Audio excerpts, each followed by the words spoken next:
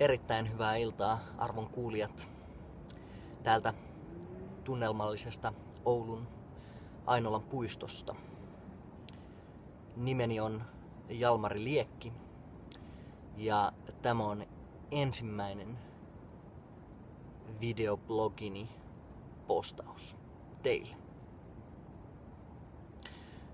Ehkä näin ensimmäisen videon kunniaksi olisi syytä kertoa jotain itsestäni.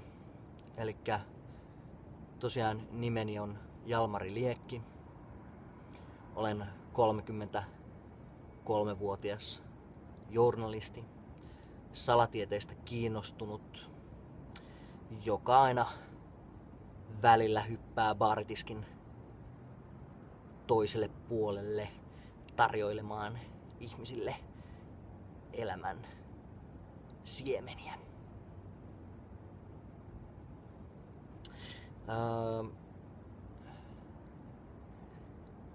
Ideani lähti tähän blogiin siitä, että kun maailmassa ei ajatteleminen lopu ja päässä surraa, niin mä oon pirusti, että oli pakko jollain tavalla päästä tätä purkamaan. Ja tänä päivänä täällä Oulussa pyöräillessäni koin, että nyt se minun pitää aloittaa. Aloitan blogin ja sitä kautta, kun avaan aivoutuksiani teille, avaan myös niitä samalla itselleni.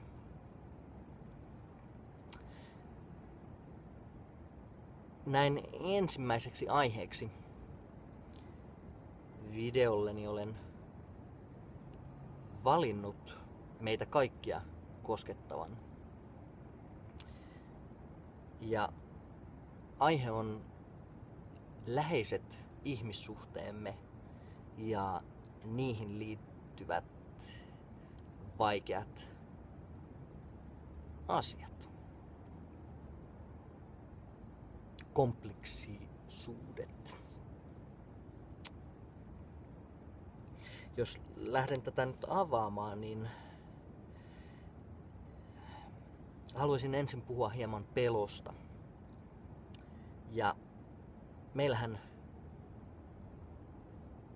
on tapana pelätä sellaisia asioita, mihin koemme, että meillä ei ole kontrollia.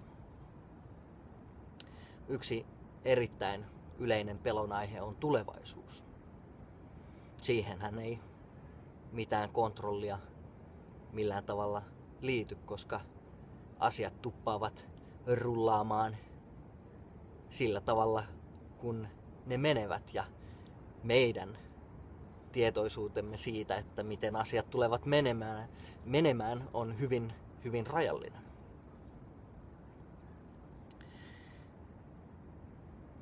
Ja miten tämä nyt sitten liittyy niihin läheisiin ihmissuhteisiin, niin se, että kun joku asia on meille tärkeä,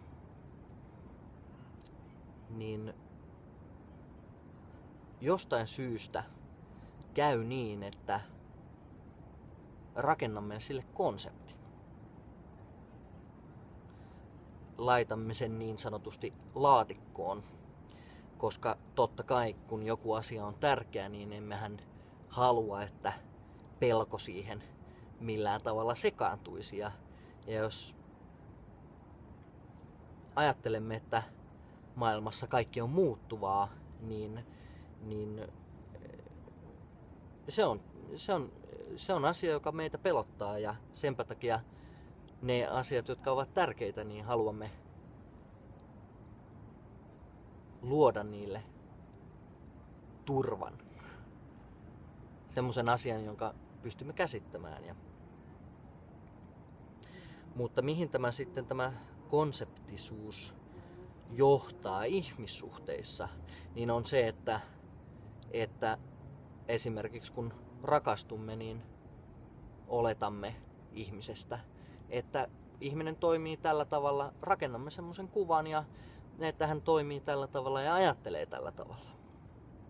Mutta koska mehän kaikki ihmiset muutumme koko ajan, niin tämähän ei sitten päde. Ja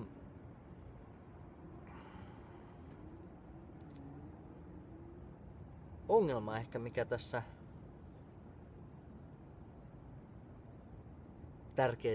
tärkeiden ihmisten laatikkoon laittamisessa syntyy on se,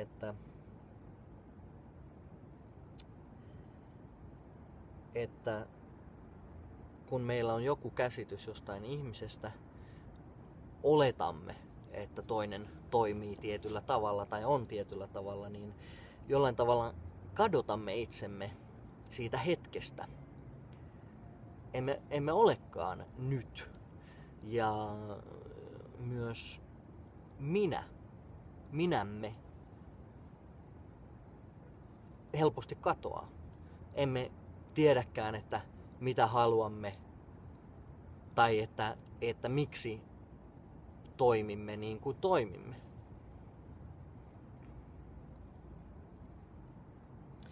Ja pahimmassahan tapauksessa sitten pitkällä aikavälillä, kun olemme olleet tekemisissä tärkeän ihmisen kanssa, joka on tärkeä ihminen meille, niin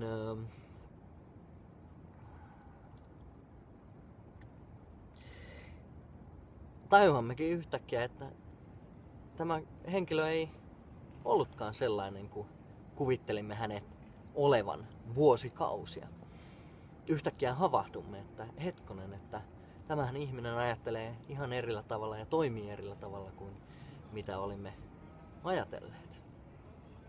Ja tässähän pahimmassa tapauksessa tämä saattaa eskaloitua siihen, että menetämme tämän henkilön aivan täysin, kokonaan. Mitä mielestäni ei tarvitsisi tapahtua, jos olisimme alusta asti hyväksyneet sen epävarmuuden, että emme voi olettaa toisesta ihmisestä yhtään mitään.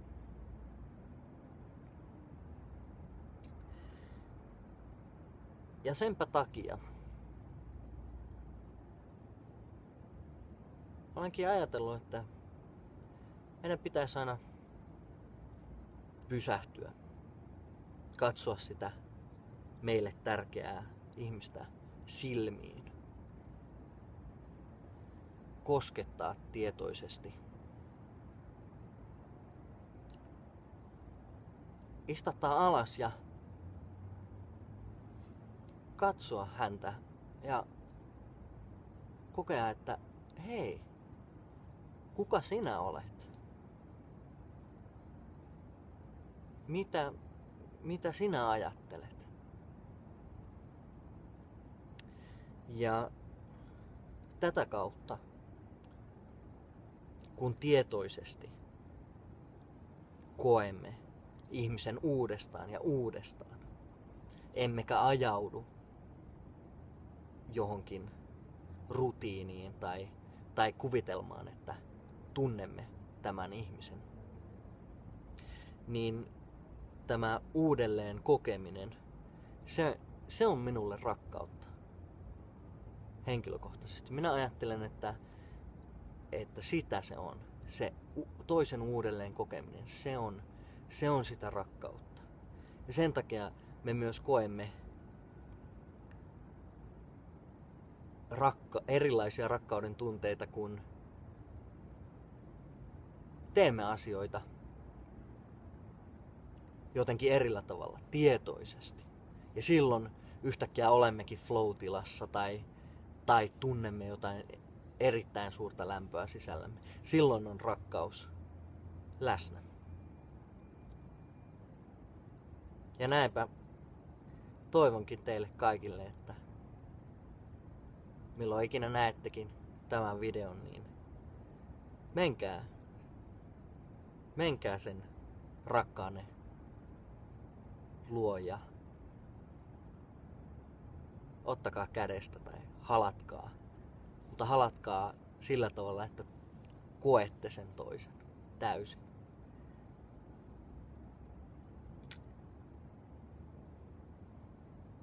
Silloin myös oma elämämme saa aivan uusia suuntia.